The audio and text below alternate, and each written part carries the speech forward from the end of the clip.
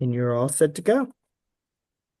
Okay, first of all, thank you very much. It was really frustrating for me not being able to be there after being in the airport for more than 6 hours and then realizing there were absolutely no connections whatsoever between Atlanta and Chicago. But furthermost, I want to thank IDEC. I want to thank the president, Brian Ortell, to make this opportunity happen. I want to thank Alex. I want to thank all the organizers to at least have this opportunity to be here. So basically, today I'm going to share with you a little bit of what I've been working on or what I've been thinking on. This is part of my research agenda. I have a lab at UF. So my name, first of all, is Luis Mejia. I'm an assistant professor in the University of Florida. I'm part of the College of Design, Construction, and Planning at the University of Florida. And I do research in creativity, cognition, and digital design. So I have a lab, a pretty modest lab, that we research emerging technologies and how this can affect the design process and how this can affect cognition pretty much. So that's the focus of it. Today, I'm going to be presenting who led the chatbots into the classroom. And it is something that stemmed a couple of years ago or maybe semesters ago when all this boom of AI started going up and phasing into our students and how it can affect our students and how can we use it. So I'm interested pretty much in the design process, and there are multiple definitions of the design process. We can find the double diamond, we can find the iterative process of design. Like there are multiple approaches to the design process. Nonetheless, something that is very particular within design processes, there are three stages, which is the problem definition stage.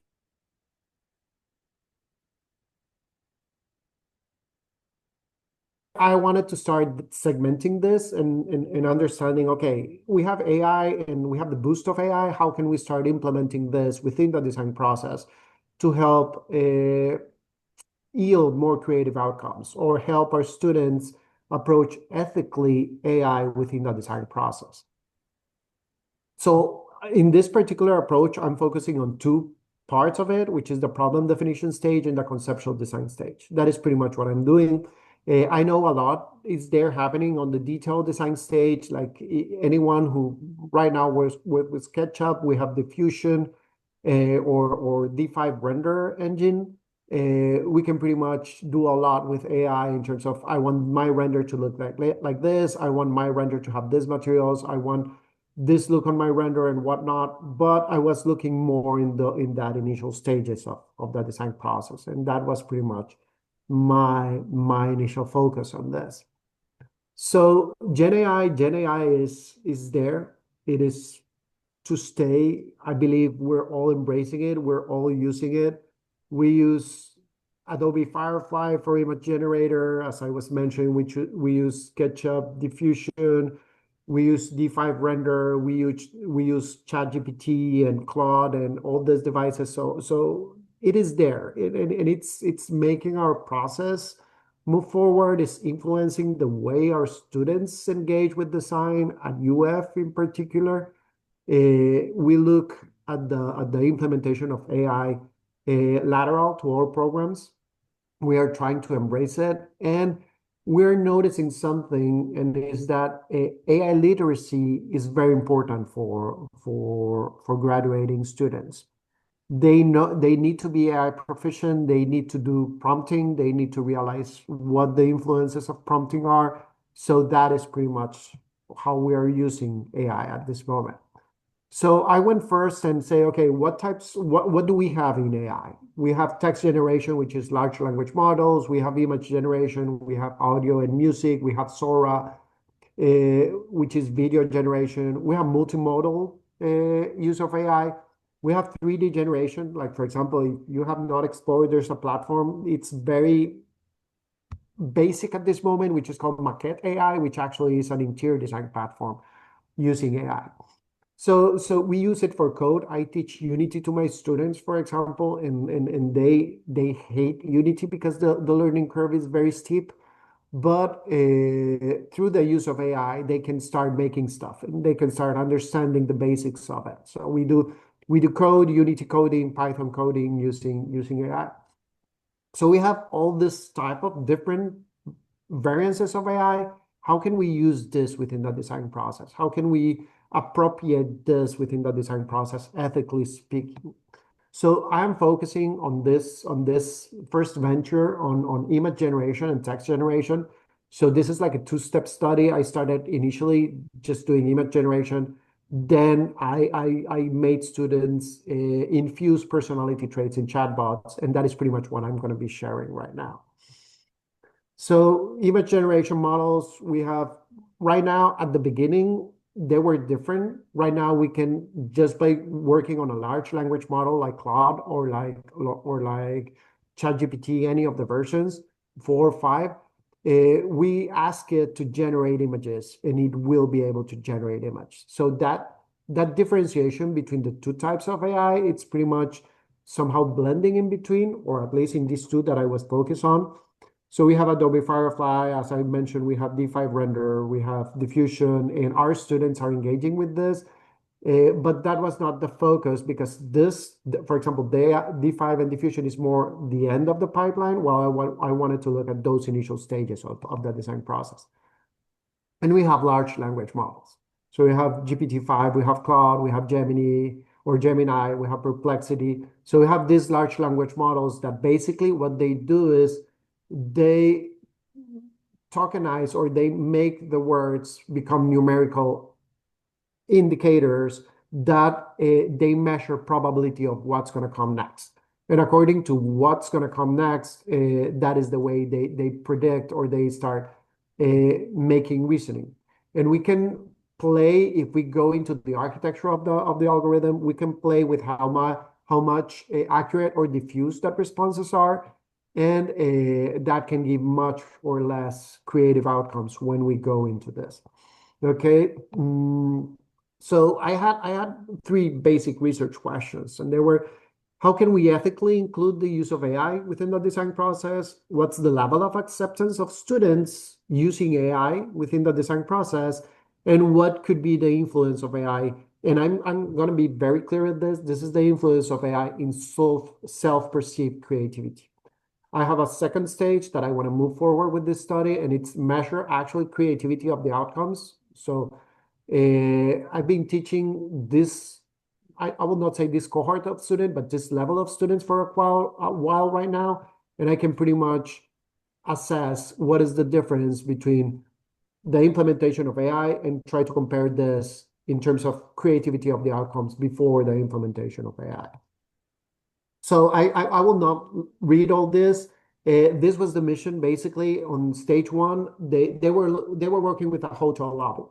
So they were required to design an experiential hotel lobby. And the first step, the first thing that I tell them is, okay, let's go into generators. Let's start prompting the generators to create images. At this moment, we wanted to create images of the users. We wanted to create narratives of the possible users. And we wanted to create images of how the environment will look. This was very, in summary, what the brief entailed, and I hope you have read it so far. If not, well, it's going to be there, and you feel free to reach out to me if you want to do any collaboration or anything. So this is an example.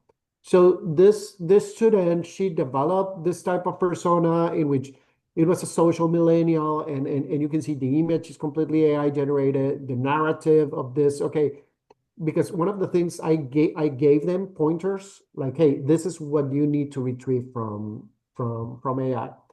And basically it created a narrative of how this individual was going to behave in the space, how this person was going to navigate the space and whatnot.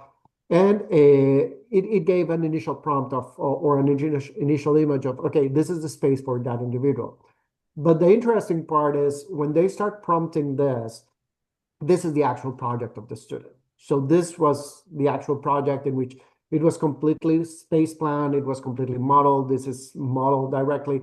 So we can start seeing that influence, or we can start seeing that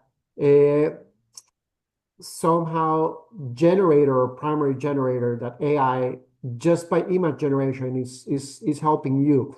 And you can see the outcome of this thing is very different from the previous image, which was this is AI generated, but you can see stuff pouring into it. And when I say pouring is maybe the color palette, maybe the exploration of materials and whatnot. This is another example. This was another student. This is once again AI generated. This is using image generator, text generator, which is a ChatGPT. This was what that hotel lobby initially looked for that student, and this was pretty much the outcome of the design student. We can see the blending of materials. We can see it tries to have some essence of what it previously had, but it's not literally the transforming into one space into another. So this was my first exploration. This was done maybe around 2 semesters or 1.5 semesters ago. And I was like, okay, this thing can help them see stuff. How can we push this thing a little bit forward? So I went into stage two, and stage two basically is role playing. And role playing is very important for us. As a matter of fact, we as interior design educators, we create client narratives, we create personas, and we give those personas to our students if we don't have them create those personas per se. So I played with prompts and I gave the students this specific prompt. So this was done. UF has a proprietary a large language model platform in which we can play with different platforms, but whatever the students put in there will not go into the web. Meaning that this ChatGPT, which you can call it like a UF ChatGPT, it's pretty much you can put sensitive information in it and nothing will go out on the web. So I played with it and until I tweaked the prompt, and this was the prompt that I gave my students, and I told them, okay, you're going to start by this prompt because this will activate the GPT. And I tried multiple prompts because they were prompts that simply the ChatGPT will say, hey, I cannot do that. It's not ethical or whatnot. And I gave them a list of, okay, these are the things that you need to start infusing your chatbot with. Okay. The pedagogical practice was they created small groups, like 3 students in a group. They were to develop a chatbot on their own with this prompts. And then they will exchange chatbots with other groups, and the other groups will receive that chatbot as a client, and they will need to design to that chatbot as a client. That was the class exercise that we use. So this is, for example, this is an example of they created this chatbot. I went in, they cloned the chatbot, so they cloned. That's the way you share chatbots in between them. And I just asked this chatbot, okay, hello, who are you? And it starts telling, hey, I'm Joanne, and this is what I like and whatnot. And from that moment on, you can start going the same way and actually I give them like a client checklist. So in this case, they're filling that client checklist, but they're role playing with the chatbot. So I was like, okay, I have these students for 1 year, so I have them all sophomore year. The first part, the first semester, they explore with image generation. The second semester, they explore with chatbots. I did a VARC questionnaire about what their learning skills were before. I did a technology acceptance model questionnaire to see what was the reaction to the chatbots, and I did a creativity, self-perceived creativity scale that basically measures novelty, resolution, and elaboration in synthesis. 20 of them, I had 34 on the group. 20 of them responded the questionnaires, meaning that's the sample size, but I did observation on all of them. You see the number there is 33 because one of them between semester 1 and semester 2 retired from the program, so that was the reason for it.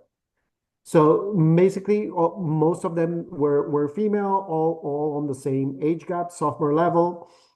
This is the VARC questionnaire. Most of them are bimodal, being visual and kinesthetic and auditory and kinesthetic, those which are much more representative of this thing. This is the outcome of the VARC questionnaire. This is just to see, depending on the findings, to see, okay, could their learning strategies or could their learning inclines affect whatever happened afterwards.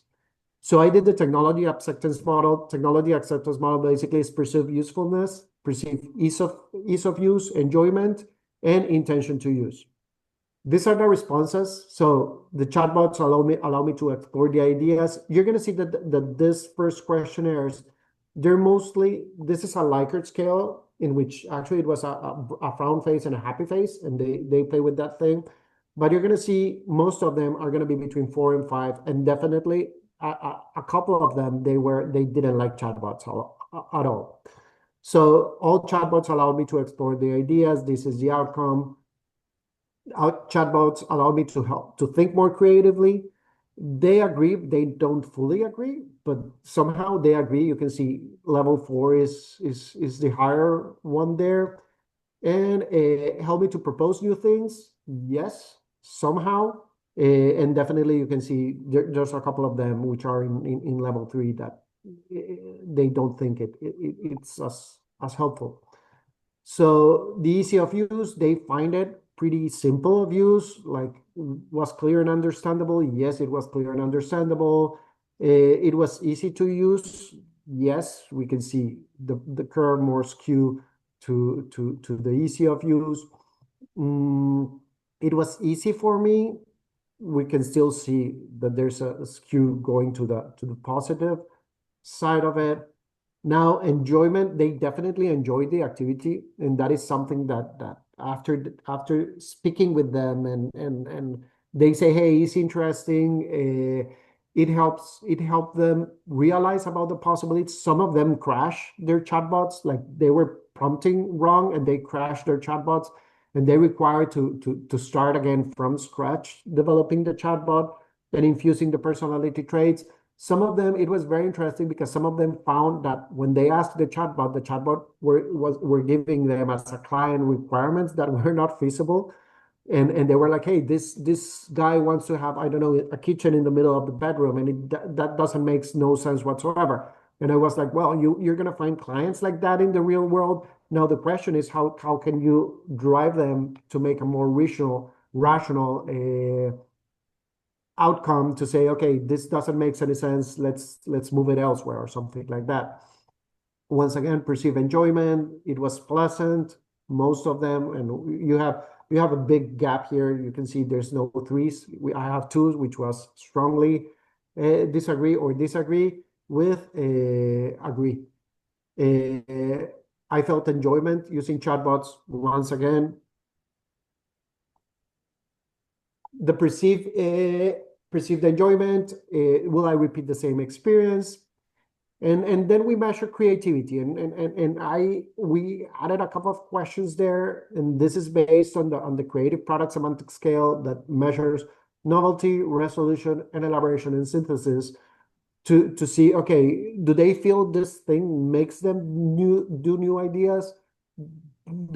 Will they be able to do a high resolution, and how elaborated their responses were? Here is interesting because here we can see that the bell curve starts shifting the other way around. So this is the case. This is the case of novelty. We can see agree, but we start seeing somewhat disagree more. Here again, did it give me more novel results or not? Did I created more generated outcomes with it than without it? And we can start seeing neither agree nor disagree and strongly disagree. Make logical sense. Some of them feel that it made somehow logical sense. Some of them didn't. Was relevant to the ideation process. And remember, I'm framing in those initial stages of problem framing and ideation process. And was it appropriate to their intent? Was it, this is about resolution, the resolution phase of it, and elaboration and synthesis, develop new ideas. Was it helpful for them to develop new ideas? Was it adequate to propose new solutions? And the usefulness to help them synthesize their ideas. Once again, we're on the upper tier. So my research questions were, how can we ethically include the use of AI within the design process? Definitely, it is there. and we need to start embracing it. We need to start having our students engage with AI, acknowledge AI. I always tell them you always have to acknowledge. I don't ask them, for example, to include the prompts that they do. As a matter of fact, with my playing with AI, you can put the same prompt to the AI, but since the models they build on whatever you're putting in them before, it can give you different outcomes even with the same prompt. Is it usable for the initial stages of the design process? I will say yes. We need to ethically embrace it to make students play with it, to develop AI literacy and AI proficiency. But we have to address it in a way ethically you cannot use it as it is. You cannot use it as if it's your own. And it's basically an idea generator. It's basically some kind of booster. Will it help develop more creative outcomes on them? Some of them say yes, it helps them. And when I was doing the interviews with them and the focus group with them, yes, it helps them think laterally. That will be my main outcome. It helps them think divergently to the way they were approaching the design process at the beginning. So that will pretty much it. But and this is the big but. Yes, AI is there. Yes, AI can help, but there's a big, and this is my takeaway, there's a big caveat in which we can fall in what I define as fake creativity. And it's thinking something is creative just by the gimmick of it without it being necessarily creative. And that is what my future direction is try to start measuring, okay, so right now I have a pool of projects that are work with the use of AI. I can compare those projects with those prior that were not on the AI generation or AI era, and let's see how actually well-defined the spaces are and how can this actively contribute to the design of space that is actually what we do for well-being rather than just for the gimmick and the aesthetic of it. I believe with this, I have about 5 minutes left for questions, and that was it. Thank you very much.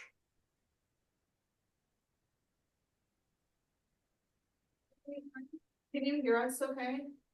I cannot hear, but if someone who is besides the laptop can rephrase the question, I might be able to do it. Yeah, I was gonna see. Maybe I can. I don't have a great voice right now, so Can do you I want type to try? into it? I think he can hear you. Oh, he can hear us. It's not closer. Oh, Yeah. okay. Luis, can you hear us? A little bit. If you speak like for example, when you were speaking, yes. If they're speaking on the back Okay. of the room, it's Okay, so difficult. maybe we'll come up here for. Okay, my question is, with that initial example of using the AI image generation in the schematic phase, how did you make sure that the students didn't get too attached to that initial image generation of an interior? Because that's my concern right now and I'm also working with second year. So I'm curious to know because the projects did not look like the initial image generation. So how did you break them from what AI produced in that initial prompt? One of the practices that we did, the same way we identify, for example, AI images when we see people with 6 fingers or 2 hands and whatnot, things that we did in class was, okay, we bunch all those images together and we critic the actual functionality of space. So we did critic the same way we do critic on projects, on student projects. We did critic, okay, this is what AI is prompting. And let's see what it's giving and what works and what not. And let's find evidence-based facts to say, okay, this might work and this might won't. That was one way of detaching them from that thing. Like one of the things that I always like to do is, as I was mentioning, maquette AI. I think that is, at least of what I found, is like they're trying pretty much to do what interior design do, at least on a residential level. And we don't focus that much on residential design. But we go there, we generate plans because Market AI generate plans, and the plans are terrible. Like functionally wise speaking, they're terrible. So that's a way for them to start grasping, okay, this can help, but it doesn't help. It's the same, it's the same as if anyone using large language models to do article writing. You know you need to put your own voice on it. And I must say I use AI generation for my articles, not to do the writing, but to do the proofwriting or the tone or whatnot, because it's like a Grammarly with steroids. But I never, like, it has to be my voice. So it's the same thing with them. Okay, this is what the AI gave you. Let's critique that thing. Let's dissect that thing and see what might work, what is pushing through on your design intent, and what is not pushing through on your design intent. And that's the way they start seeing this as a tool rather than something else. That's the way I've managed it, and that's what I found, and that's the way I assessed it. I have a quick question. Can you hear me okay? Absolutely. Okay. Does this process happen? Obviously, you come up with the prompt before you put it into AI, but does this process happen before or happen after the conceptual phase of the project? Do you use It this to happened. create? Sorry, I interrupted you. My No, apologies. you didn't. I was done. Okay. It happened before the concept development stage. So it happened in that part in which they're defining the persona and working on the persona and trying to frame what their client is. It happened in that stage. After this thing, I have them go to conceptual or concept generation, and I allow them to still use image prompts to create conceptual mood boards, but that thing comes afterward. So this is more in that problem framing stage at the beginning of the design process. Would you be willing to share with me, not right now, obviously, but the process, what it looked like from the AI generated to that outcome that you showed on one of your project examples? Absolutely, absolutely, Okay, I will contact you. My name is Courtney. absolutely. Thank you.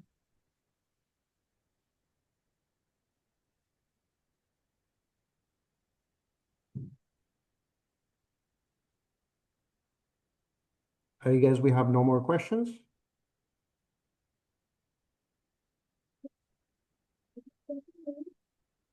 Thank you.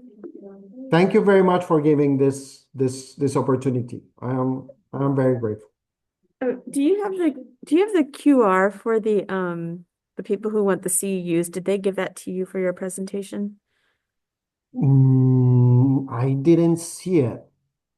Have they been giving it to the last presentation? I think it's the last presenter. Yeah, that's you. Oh, my goodness. Can you check your email and see if they sent you one? Give me 1 second. My bad. It should have come last Friday via email, right? And do you know who sent it? Did it come from like an iDeck? Brian, maybe. Really? Brian Orthel? No, I have not received emails from Brian. Yeah, It was Brady McCarthy. Brady McCarthy. McCarthy? Mm-hmm. Brady. Let me see.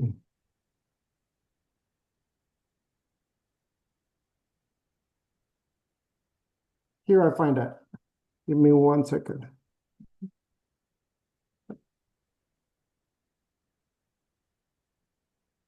No, but it's not. I'm going to share my screen with what I have, and you're going to see I don't have any.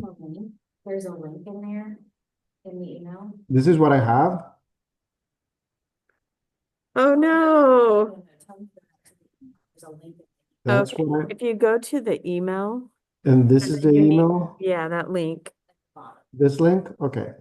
That's probably the unique one for this session. Ah, there it is. Okay. All right. Thank you. My apologies with this. Hey, thank you.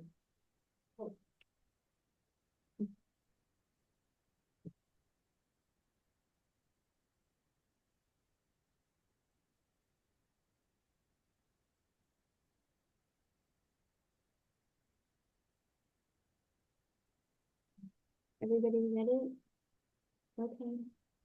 Good to see you, Luis. Nice to see you. We're It was, sad you it couldn't was, make it. I was so sad. Like I was like 6 hours in the airport here, and Oh. and they told me, yes, you can get in, we can get you into Atlanta, but you will not be able to make it from Atlanta to Chicago. And I was like, no, it was crazy. You're not alone. There was a lot of that. None of us folks from UF were able to travel. Oh no. Sorry to Like, hear that. Did you want to talk with? No, I mean, Louis is my advisor. Oh, What's my- okay, great.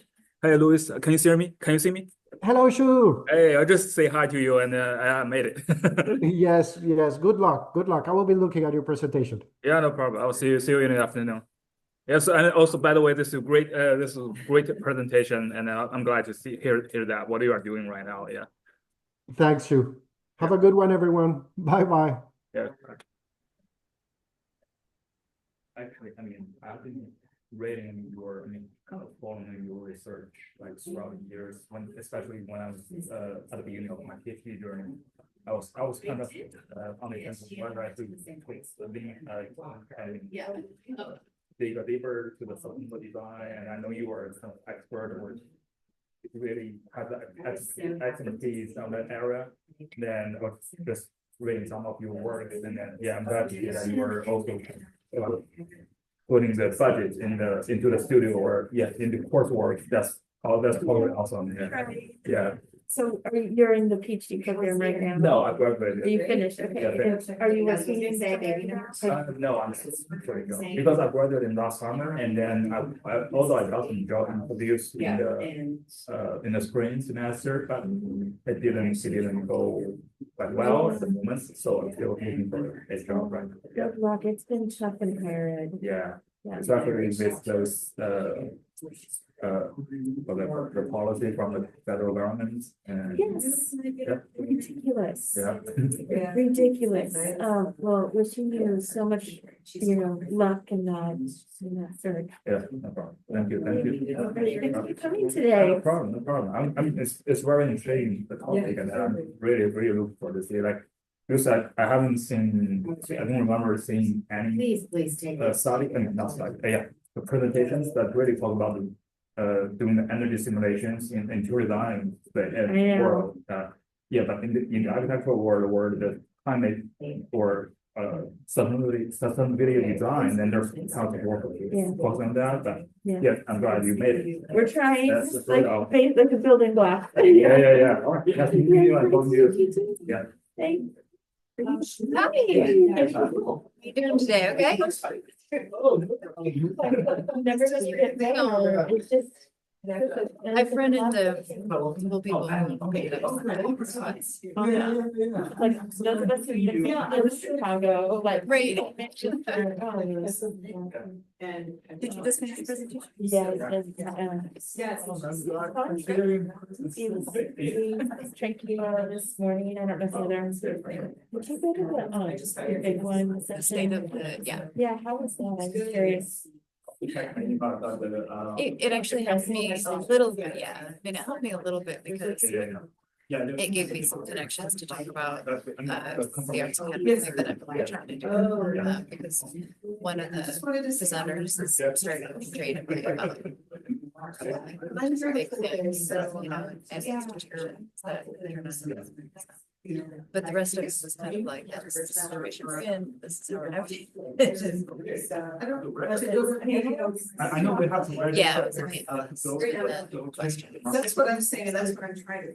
Yeah, there is Kind of a lot of questions commiserating. But you would expect. Yeah, I mean, Budgets. yeah. Well, Brian was the moderator of the panel, so he asked about budget kinds of things. He asked about AI, how that's transformed. Oh, We had a purpose in whether some of the institutional level, how that's affecting things. Yeah, I'm worried about this because we're moving to academic annual review system. That's all about it. I said, let's get it for something that's just gonna be. And I those there. So, I don't know, I mean, in Indiana, it's such a conservative state and they're just pushing through. My question to them is that it seems like all the legislators from federal down to state are so focused on their investigation and not really thinking about the long-term impact. I might give a that's not going to get a return on investment at the undergraduate level, but you would go into the graduate level and you would far outpace anybody. So like I asked like if there's a institution and kind of like just like people having those conversations. Yeah, it was actually kind of scary because it